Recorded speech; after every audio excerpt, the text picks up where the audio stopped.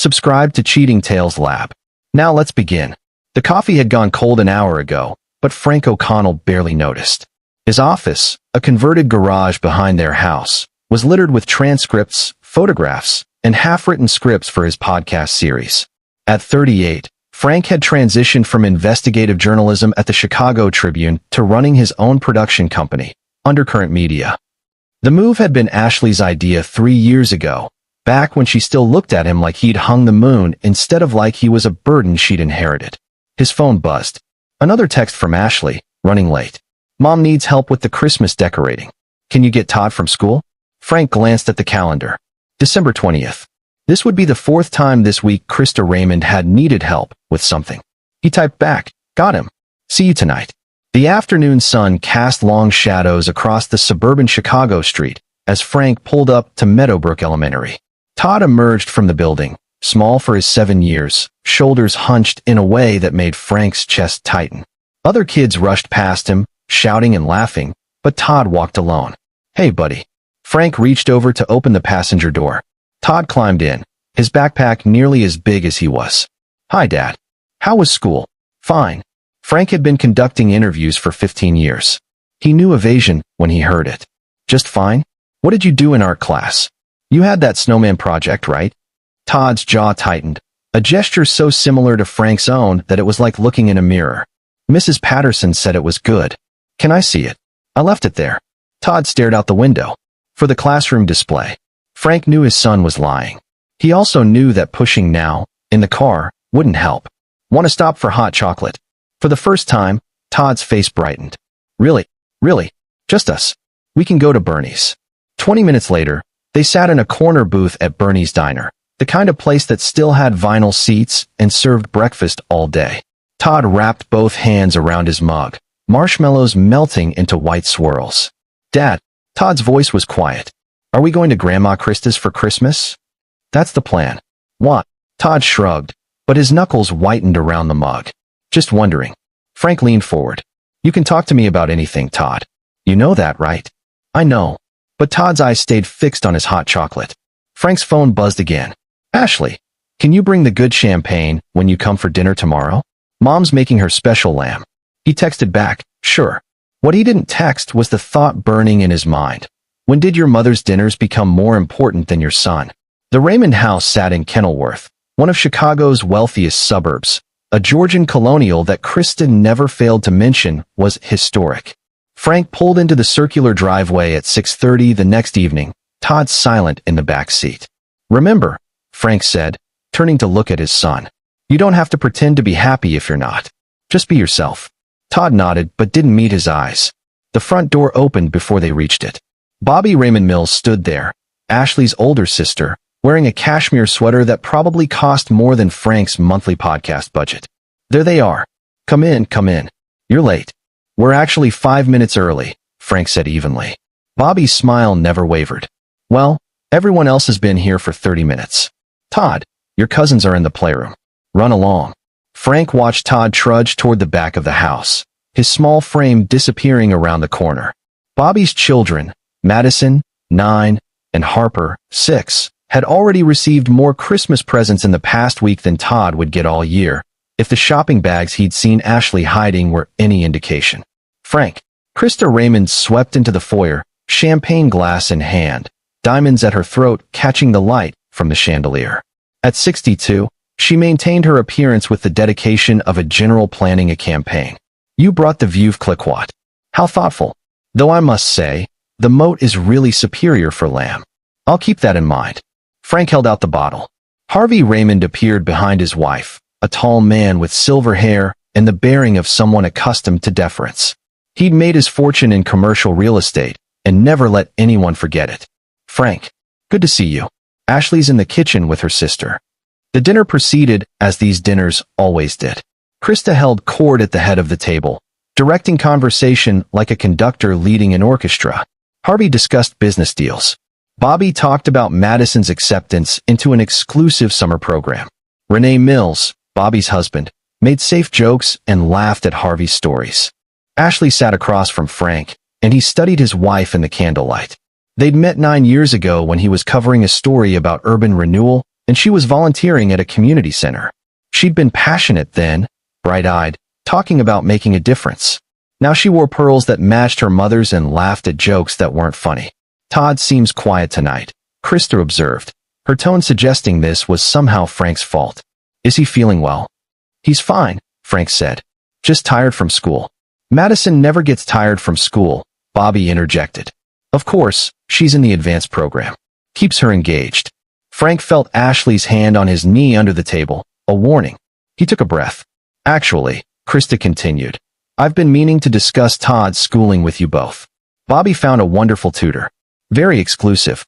She works with gifted children, but I think Todd might benefit from some extra attention to help him catch up. Catch up to what? Frank asked. Well, to his peers, naturally. You want him to have every advantage. Todd is doing fine. Fine isn't excellent, Frank. Krista sipped her champagne. The Raymond family has standards. He's 7 years old. Exactly. These are formative years. We wouldn't want him to fall behind. Ashley's grip on Frank's knee tightened. When he looked at her, she gave a slight shake of her head. After dinner, Frank found Todd in the playroom. Madison and Harper were building an elaborate castle with brand new Legos, the expensive kind. Todd sat in the corner with a puzzle that looked like it had been gathering dust in a closet for years. Hey buddy, ready to go home? Can we? Hope flickered in Todd's eyes. In a few minutes. Mom wants to say goodbye to everyone. Frank made his way back through the house, passing the gallery wall of family photos. There were dozens of Madison and Harper, professional portraits, candid shots, vacation photos. Todd appeared in exactly 3. His newborn photo, one from his first Christmas, and last year's obligatory family shot. In that last one, he stood at the edge of the frame, slightly out of focus. He found Ashley in the kitchen, helping her mother wrap leftovers. We should get Todd home, Frank said. School tomorrow. Oh, stay for coffee, Krista insisted. We barely got to talk. It's already 8:30. Fine. The word came out clipped. Though I don't see why you're in such a rush. We're family.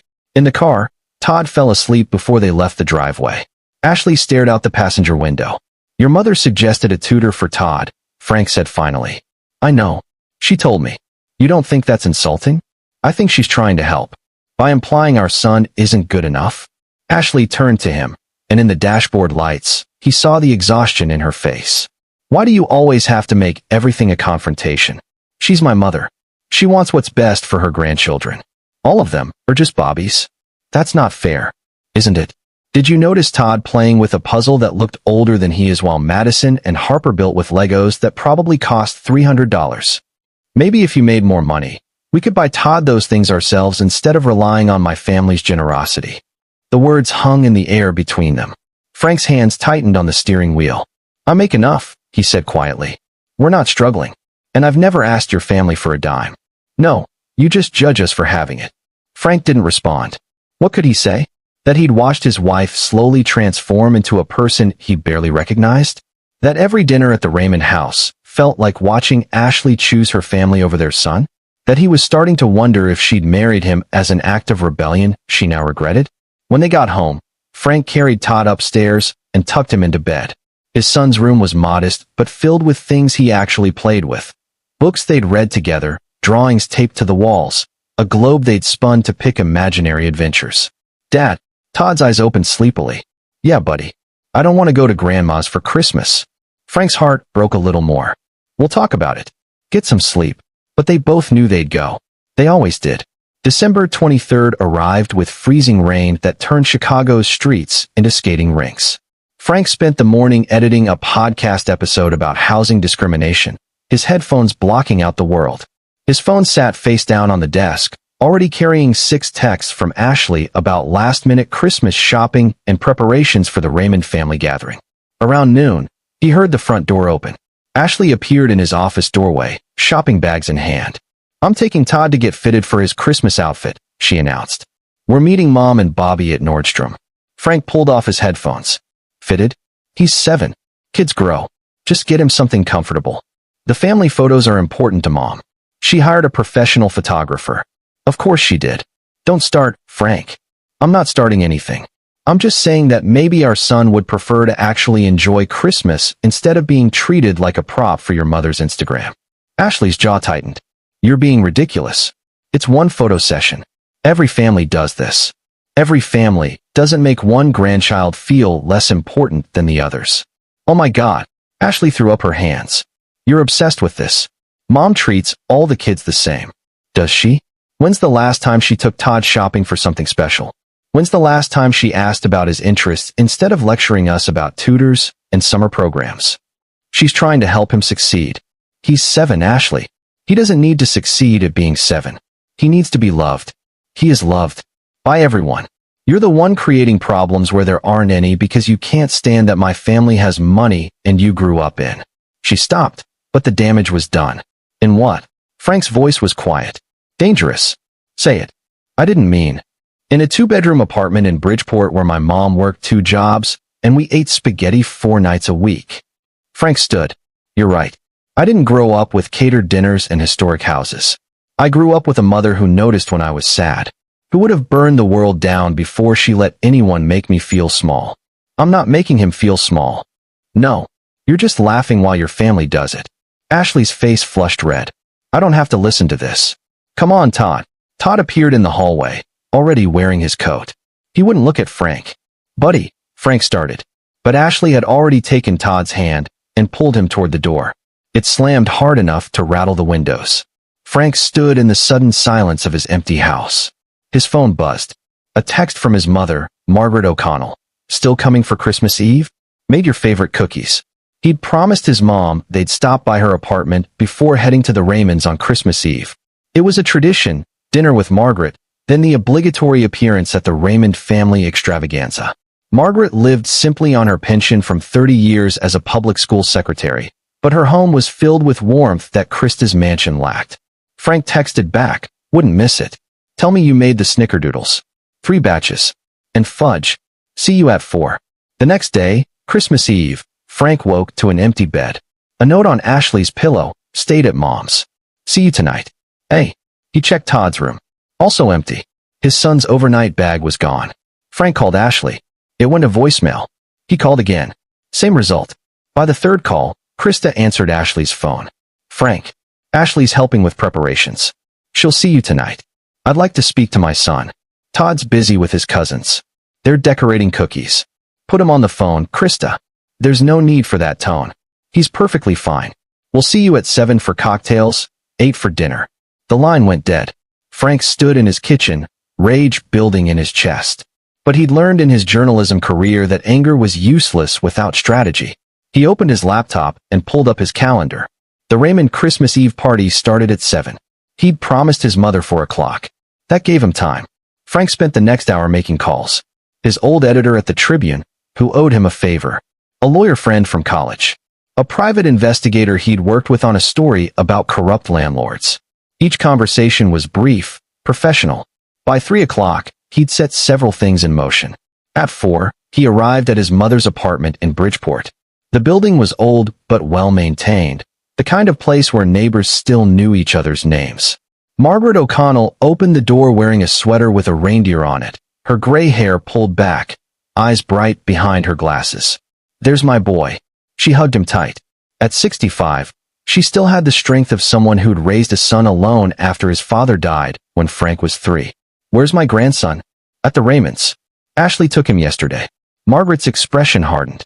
She'd never said anything directly critical about Ashley or her family, but Frank had noticed the tightness around her mouth whenever they were mentioned.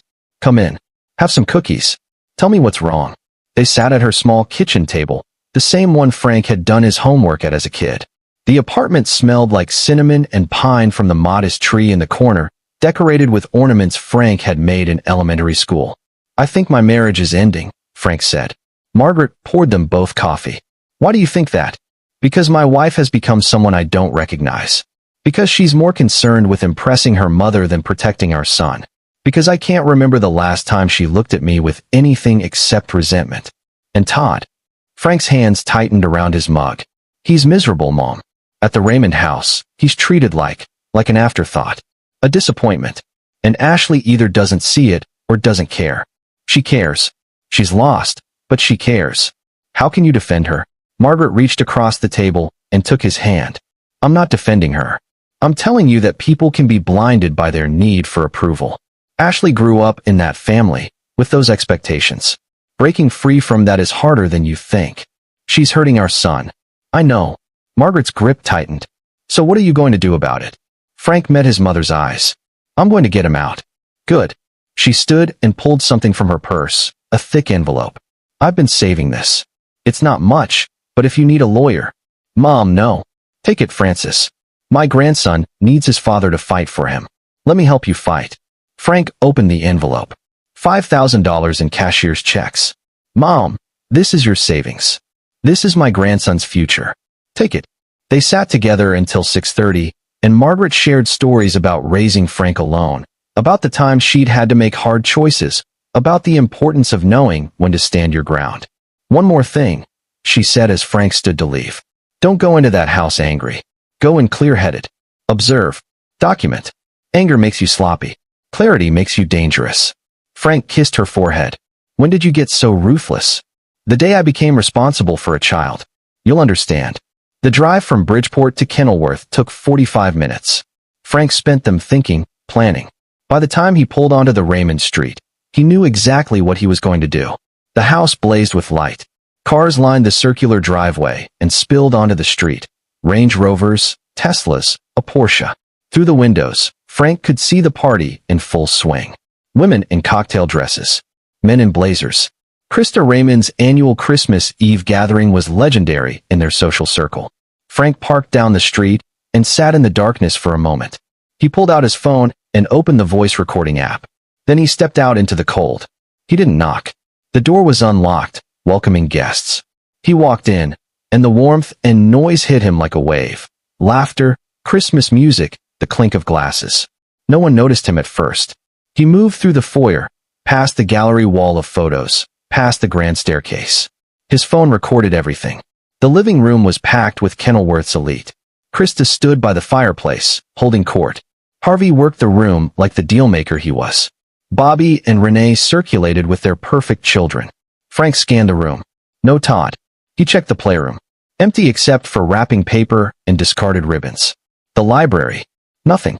The den. No one. Then he heard it. A sound from the back of the house, near the kitchen. Water running. A voice, Krista's, sharp and impatient. Frank followed the sound down the hallway, past the formal dining room where a catered spread waited under warming lights. The kitchen was in the back, a massive space of marble and stainless steel. He stopped in the doorway. Todd knelt on the floor in his underwear, just his underwear and socks, scrubbing at the tile with a brush and bucket of soapy water. His clothes sat in a soggy pile by the sink. His thin shoulders shook, whether from cold or tears, Frank couldn't tell. Krista stood over him, champagne glass in hand. I don't care if it was an accident. You spilled punch on my Aubusson rug. The least you can do is clean up your other mess. Bobby leaned against the counter, scrolling through her phone. Honestly, Todd, you need to be more careful. Madison and Harper never. That's when Bobby looked up and saw Frank. Oh, Frank. We didn't hear you arrive. Frank didn't acknowledge her. He walked straight to his son, pulled off his own coat, and wrapped it around Todd's shaking body. Then he picked him up, his boy, his entire world, and held him close. Todd buried his face in Frank's shoulder and sobbed. Frank turned to face the room. Ashley had appeared in the doorway, still wearing her cocktail dress, mascara perfect. She froze when she saw the scene. Frank looked at his wife, then at Krista, then at Bobby, and he said 5 words. 5 words that would change everything. We're done with you people. Krista's champagne glass slipped from her fingers and shattered on the marble floor, crystal and liquid exploding across the tile that Todd had been scrubbing. Frank walked out, carrying his son. Through the hallway, past the shocked faces of Kenilworth's finest, past the tree with presents piled underneath for everyone except Todd, past the photographer setting up for the family portrait that would never happen. Ashley called after him. Frank, wait, where are you going? He didn't answer, didn't look back. He strapped Todd into the car, turned on the heat, and drove away from that house. Todd cried for the first 20 minutes. Then, exhausted, he fell asleep, still wrapped in Frank's coat. Frank drove to his mother's apartment. Margaret took one look at Todd and said, "Get him inside." They spent Christmas Eve in her small living room. Margaret made hot chocolate and grilled cheese sandwiches. They watched A Christmas Story on her old TV. Todd sat between them on the couch, wrapped in a blanket, safe. Around midnight, Todd finally spoke. "Dad, are we going back?" "No, buddy. We're not. Ever. Not until they understand how to treat you with respect." Todd nodded against Frank's chest. "Good." Frank's phone had been buzzing constantly. He finally looked at it at 1 in the morning after Todd fell asleep in the guest room. 47 missed calls. 23 voicemails. 68 texts. All from Ashley, Krista, Harvey, even Bobby. He read the text messages in chronological order. They told a story. Ashley, 7:43 p.m. Where did you go? Come back. Ashley, 7:51 p.m. Frank, this is ridiculous. You're embarrassing me. Krista, 8:02 p.m. You owe me an apology. And a new rug. Ashley, 8:15 p.m. My mother is in tears. How could you do this? Harvey, 8:30 p.m. This is unacceptable behavior. We need to talk. Ashley, 8:47 p.m. Call me back right now. Bobby, 9:04 p.m. You've ruined Christmas. Are you happy? Ashley, 9:23 p.m. If you don't come back, I'm coming to get Todd. That one made Frank's blood run cold. He called his lawyer friend, David Brennan, despite the late hour. Frank, it's Christmas Eve. I need to file for emergency custody. Tonight if possible. First thing tomorrow if not. A pause. Tell me everything. Frank told him. About the years of favoritism. The comments. The tutor suggestion. And finally, about finding Todd scrubbing floors in his underwear while the family partied. Jesus, David breathed. Okay, I can't file tonight, but I'll have papers ready to submit the day after Christmas. In the meantime, document everything. Photos, witnesses, records. And Frank, don't let Todd go back there. Not for any reason. I won't. More calls came through. Frank declined them all. Finally, he turned off his phone and sat with his mother in the quiet apartment. You did the right thing, Margaret said. Then why does it feel like I just destroyed everything? Because sometimes doing the right thing means burning down what's broken so you can build something better. Christmas morning was quiet. Frank and Todd stayed at Margaret's apartment. She made cinnamon rolls and hot chocolate, and they opened small presents she'd wrapped. A book for Todd about space explorers, a new notebook for Frank. Todd smiled more in 3 hours than Frank had seen in 3 months. At noon, Frank finally turned on his phone. 93 missed calls now. He listened to one voicemail, from Ashley. Frank, I don't understand what you think you're doing, but you need to bring Todd back right now. My mother is talking about calling the police. She says you kidnapped him. Please, just come back and we can talk about this like adults. Frank called David immediately. They're threatening to say I kidnapped my own son. Let them try. You're his legal parent. You have every right to take him from a situation you deemed unsafe. In fact, that's exactly what you should do. But Frank, don't engage with them. Not yet. Let me handle the legal side. You focus on Todd. The next call was from an unknown number. Frank answered. Mr. O'Connell? This is Detective Sarah Chun with Kenilworth PD. I'm calling about a report filed by Krista Raymond regarding your son, Todd. She's claiming you removed him from her home against his mother's wishes. Frank's heart pounded, but he kept his voice steady. Detective, I removed my son from a situation where he was being mistreated. I'm his father. I have full legal custody along with my wife. There's no kidnapping here. Mrs. Raymond is also claiming you've been denying them access to the child. It's been less than 24 hours. And yes, I'm protecting my son from people who thought it was appropriate to make him scrub floors in his underwear during a party. A long pause. Can you explain that? Frank explained. Everything. The favoritism. The years of small humiliations. The final scene in the kitchen. I see, Detective Chin said. Mr. O'Connell, I'm going to be honest with you. This sounds like a domestic/custody issue, not a criminal matter. I'm going to note in my report that the child is safe with his father and recommend the family pursue this through proper legal channels. But I'd suggest you get an attorney involved sooner rather than later. Already done. Smart man. Merry Christmas, Mr. O'Connell. Frank spent the rest of Christmas Day playing board games with Todd and Margaret, deliberately creating the kind of quiet, loving holiday his son deserved. But in the back of his mind, he was already planning his next move. Because this wasn't over. It had only just begun.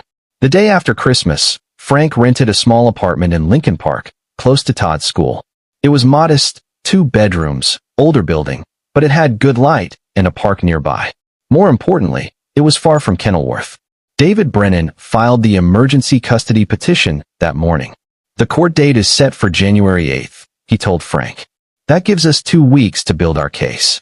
I need everything you've got: photos, text messages, witnesses, documentation of the favoritism. Frank spent the next week doing what he did best: investigating. He started with Todd's school. A meeting with his teacher, Mrs. Patterson, revealed troubling patterns. Todd's a sweet boy, she said, but he's been increasingly withdrawn this year. And there's been some inconsistency with his school supplies. What kind of inconsistency? Well, at the beginning of the year, your wife mentioned money was tight and asked about the assistance program. But then I saw on social media that your sister-in-law's children got rather expensive holiday gifts. I didn't think much of it at the time, but Frank felt sick. Ashley said we couldn't afford school supplies. She requested used books and said Todd would share materials. Meanwhile, other parents mentioned seeing her at the Nordstrom sale. I'm not judging. Families have different priorities, but it did strike me as odd. Frank thanked her and made notes. Another piece of the puzzle. Next, he reviewed his finances. What he found made his blood boil. Ashley had a separate credit card he didn't know about. He only discovered it because a statement had been misdelivered to their house and forwarded to his new apartment. $53,000 in charges over the past 18 months. Designer clothes, jewelry, spa treatments, country club fees. All while telling Todd's teacher they couldn't afford new books. But the most damning discovery came from an unlikely source. Frank's podcast, Undercurrent Media, had a small but dedicated following. He'd built it on stories about social justice, corruption, and inequality. 3 days after Christmas, he received an email from a former Raymond family employee. Mr. O'Connell, my name is Clara McCarty. I worked as a housekeeper for the Raymond family for 6 years until I was terminated last spring. I saw your social media post about family accountability. I think we should talk. I have information about how the Raymonds treated your son. Information I'm willing to share. Frank called her immediately. Clara was 62, with a thick Chicago accent and no patience for bullshit. They met at a diner in Oak Park. I'm risking a lot talking to you, she said. I signed an NDA when they fired me. But what they did to that little boy? I can't stay quiet. Tell me. Mrs. Raymond, Krista, she'd called Todd the charity case. Said your wife married beneath her and the boy was paying for it. When he'd visit, she'd make him eat in the kitchen while the other grandkids ate in the dining room. Said it was because he had bad manners, but that was a lie. That boy had better manners than those spoiled brats. Frank's hands clenched. Did Ashley know? Clara's expression turned sympathetic. Your wife? She'd protest at first. But Mrs. Raymond would shut her down.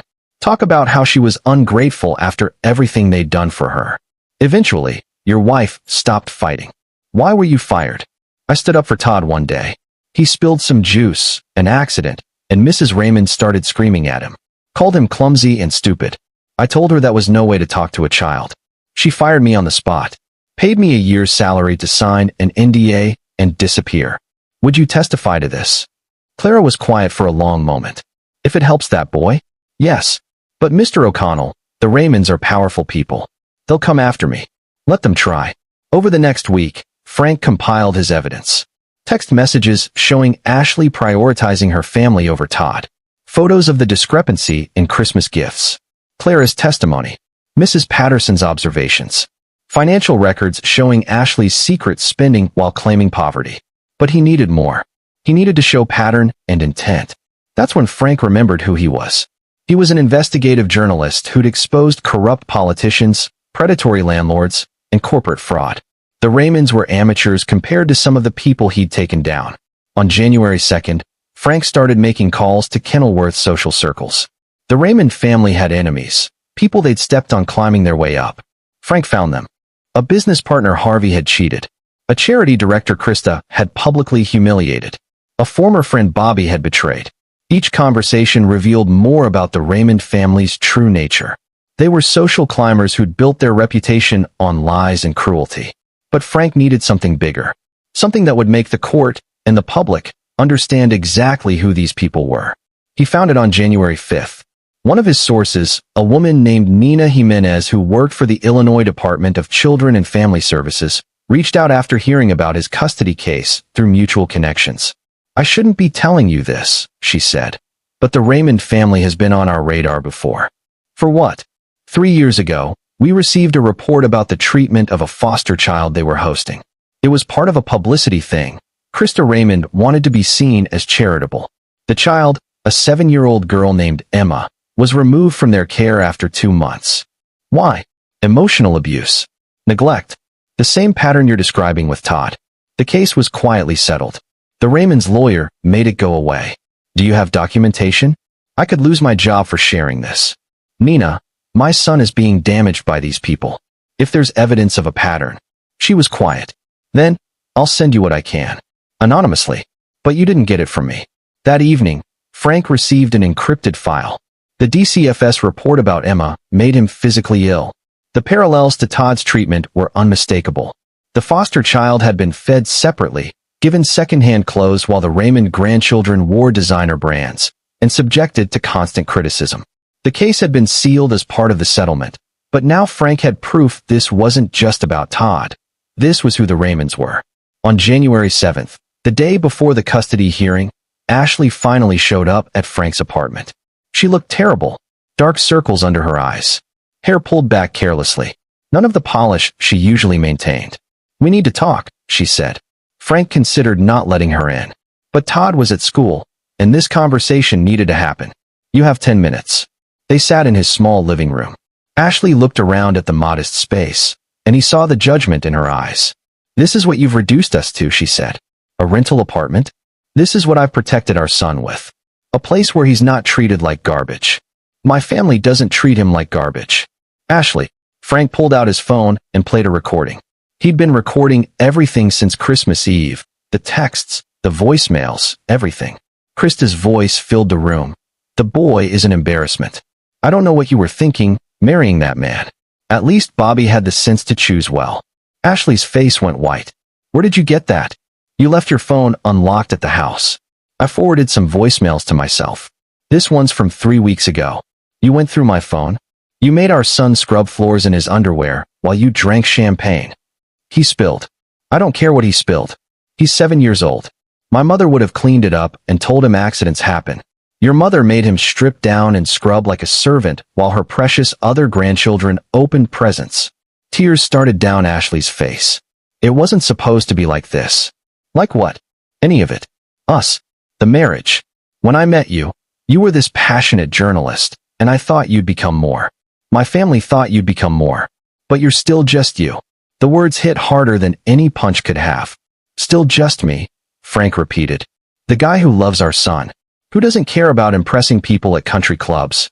Who thinks family means loyalty and love, not photo ops and social status? My family has given us so much. Your family has taken everything. They took my wife. They're trying to take my son's self-worth. And you let them because you were too afraid to stand up to your mother. Ashley stood. The hearing is tomorrow. My lawyer says we'll win. You have no grounds for sole custody. We'll see. She walked to the door, then turned back. I did love you, you know. When we met. I really did. I know, Frank said. That's the saddest part. After she left, Frank sat in the silence and allowed himself 5 minutes of grief for the marriage that had died. Then he opened his laptop and prepared for war. The custody hearing was held in the Cook County Courthouse. Frank arrived early with David Brennan, carrying 3 binders of evidence. Ashley arrived with her family's attorney, a shark named Marcus Neff who charged $800 an hour. Krista, Harvey, and Bobby sat in the gallery behind Ashley, a united front of designer clothes and entitled expressions.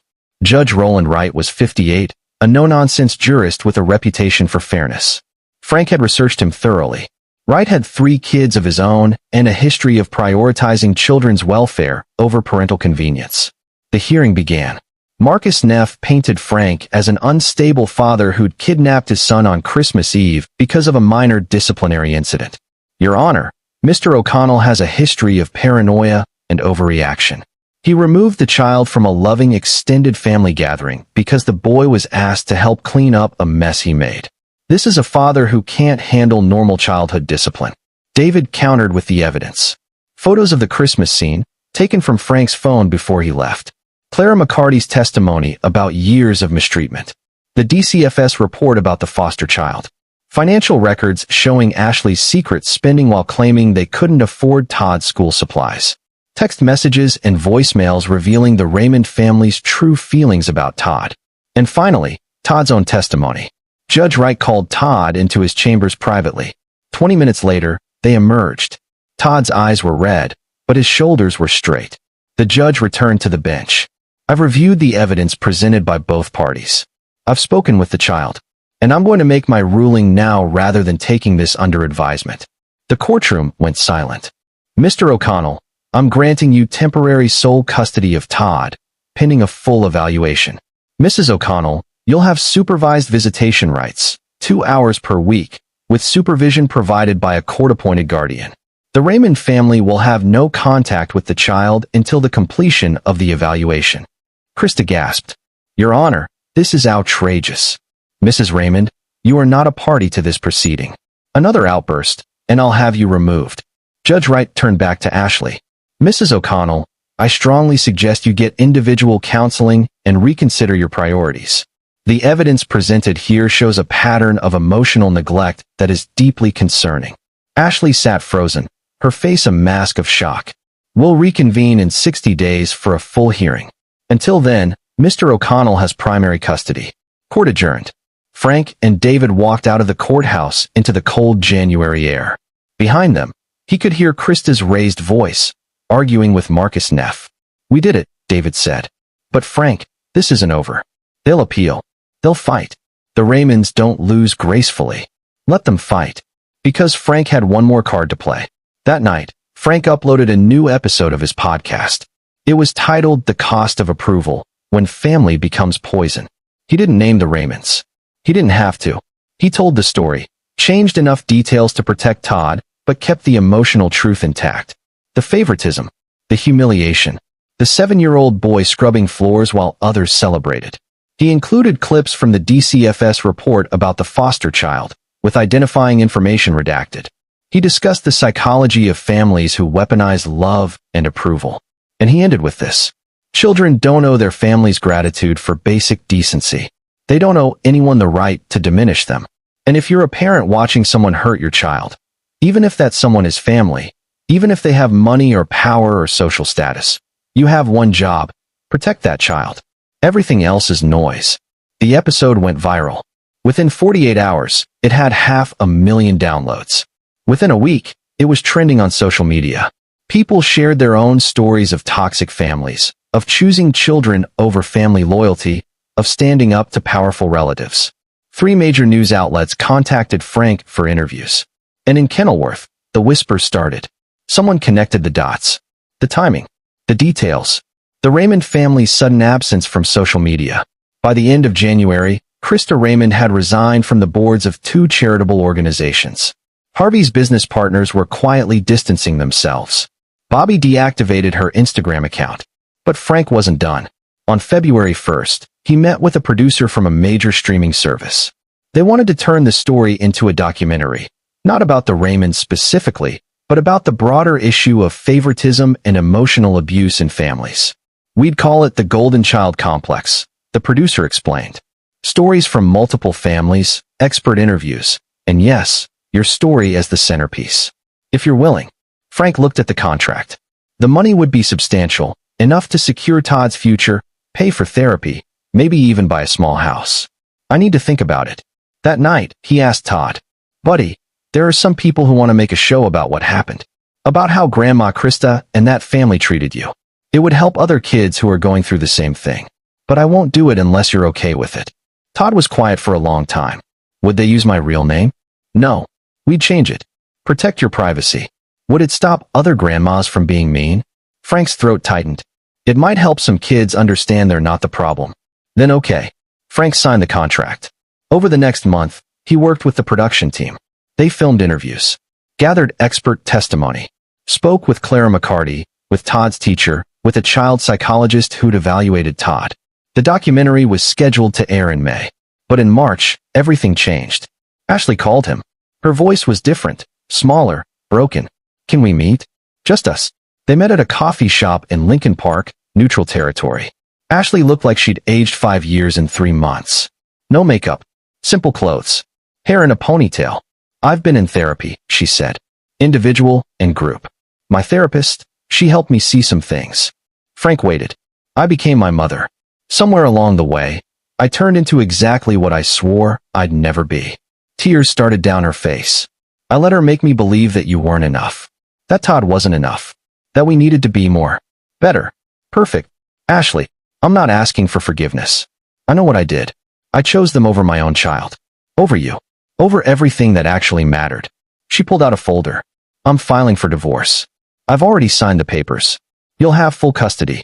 I'll take supervised visitation until I can prove I've changed. If I can prove it. Frank took the folder but didn't open it. What about your family? I haven't spoken to them since the hearing. My mother tried to convince me to appeal, to fight you. She said we could win if we tried harder, spent more money. And I realized she was worried about appearances. Not about Todd. Not about what was right. Just about what people would think. Where are you living? I rented a studio in Rogers Park. Got a job at the community center where we met. I'm back to who I was before I let them change me. Or trying to be. They sat in silence for a while. I don't hate you, Frank said finally. I'm angry. I'm hurt. But I don't hate you. You should. Maybe. But hating you won't help Todd. And he needs at least one parent who didn't completely fail him. Ashley flinched. I want to be that parent again. I don't know if I can. But I want to try. Then try. Show up for your visitations. Do the work in therapy. Prove that you choose him over them. I will. She stood to leave, then turned back. Frank. The podcast episode. The documentary. My lawyer said I could try to stop it. Fight it for privacy reasons. Are you going to? No. Other kids need to hear it. And maybe my mother needs to face what she's done. After she left, Frank sat with the divorce papers. He'd wanted this, fought for it. But now that it was here, all he felt was sadness for what could have been. He signed them that evening. The documentary, The Golden Child Complex, premiered on a major streaming service in May. It opened with Frank's story, then expanded to 6 other families dealing with similar dynamics. The response was overwhelming. Support groups formed. Therapists reported increased awareness of family favoritism as a form of abuse. Schools started training teachers to recognize the signs. And the Raymond family faced consequences. Harvey's business partners, uncomfortable with the association, bought him out. He retired early, his reputation in the commercial real estate world permanently damaged. Krista's social circle shrank. The same people who'd attended her Christmas parties now avoided her at the club. She and Harvey eventually moved to Arizona, fleeing the whispers and stares. Bobby and Renee divorced. Renee got primary custody of Madison and Harper, citing Bobby's toxic family dynamics as harmful to the children. Bobby moved in with her parents in Arizona. But the most surprising change was Ashley. She showed up for every supervised visitation. She enrolled in parenting classes. She got a job as a program director at the community center and threw herself into the work. Slowly, over months, Todd began to trust her again. By the time the final custody hearing arrived in July, even the court-appointed evaluator noted Ashley's progress. Judge Wright reviewed the reports and made his ruling. Mr. O'Connell, you'll retain primary custody. Mrs. O'Connell, your visitation will be upgraded to unsupervised, every other weekend and 1 evening per week. You've done the work.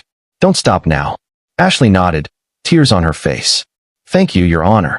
Outside the courthouse, Frank and Ashley stood together for the first time as officially divorced parents. I know I can't fix what I did, Ashley said. But I'm going to spend the rest of my life trying to be the mother Todd deserves. He's a good kid. He wants to love you.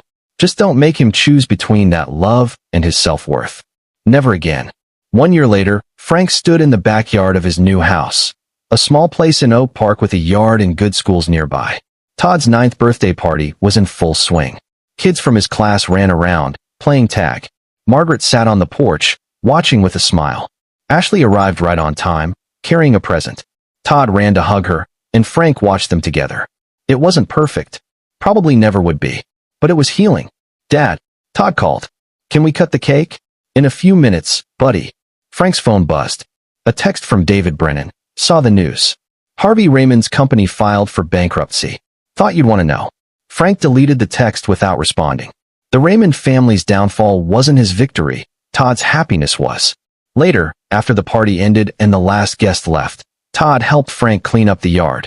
Dad, Todd asked, collecting paper plates. Am I going to Grandma Krista's for Christmas this year?